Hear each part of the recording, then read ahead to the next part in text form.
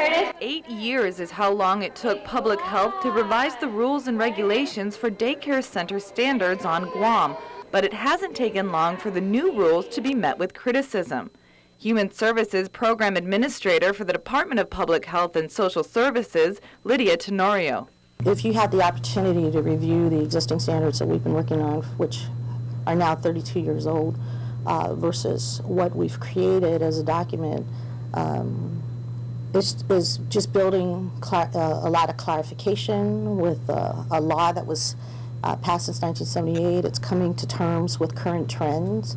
It's also, and they're bare minimum standards. Standards that went through a public hearing process at the legislature and were signed into law on June 2nd. But now some of the requirements are being met with criticism from daycare providers. Tisha Heflin is the director at Precious One's Child Care Center in Sinahanya.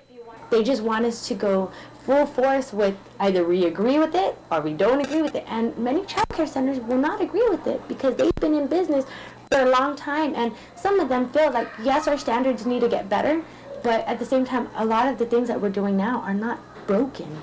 One of the main obstacle courses for providers has to do with one of the favorite places for most kids in daycares, the playground. They want us to do away with all these types of little type toys and toys that we can financially afford, and they want us to upgrade to commercial standard. According to the new rules and regulations, daycare centers here on Guam would have to have equipment similar to this playground on military housing funded by the federal government. This is something many daycare owners here say they just can't afford. If you look at their playgrounds, they're high-grade commercial play units, very expensive. Another stumbling block for providers, professional development requirements.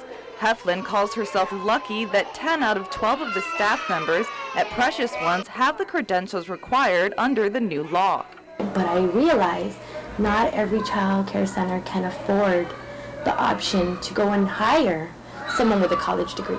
And Heflin risks losing valued staff like Carmen Cruz, who has been bouncing babies on her knee at the center for over a decade. But although the law is inked, TENORIO says adjustments can still be made. Another public hearing process will be held before the requirements are finalized, so providers like Heflin will still have a chance to give their input on how they run the businesses that serve Guam's most precious clients. Reporting for Guam's News Network, I'm Lannie Walker.